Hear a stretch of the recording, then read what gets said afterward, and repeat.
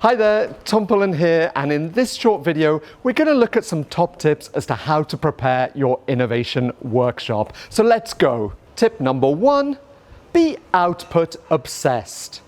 As Stephen Covey famously said, begin with the end in mind. So start by articulating really clearly what outputs you want from your workshop, and then make sure all elements of your methodology are laser sharp against achieving those outputs. And don't forget to align them with your key stakeholders.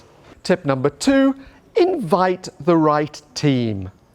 Remember to carefully and proactively choose those people to participate at your workshop based on the outputs and the expertise that you need. Make sure you get diversity, cross-functionality, and some people from outside of your direct team. And if possible, also have your customers there with you. Tip number 3, select a good moment. The truth is, there are some moments that are better than others to have your innovation workshop. Mondays are notoriously bad, and you definitely don't want to choose the day before everyone wants to go on holiday.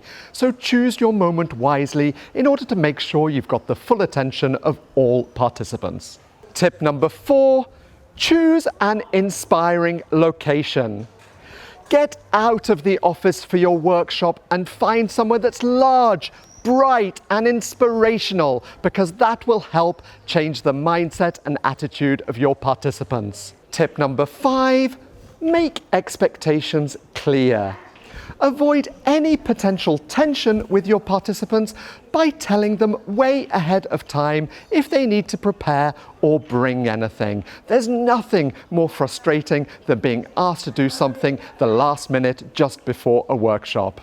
So those are my 5 top tips to help you prepare your innovation workshop. And please feel free to leave your own tips in the comments down below.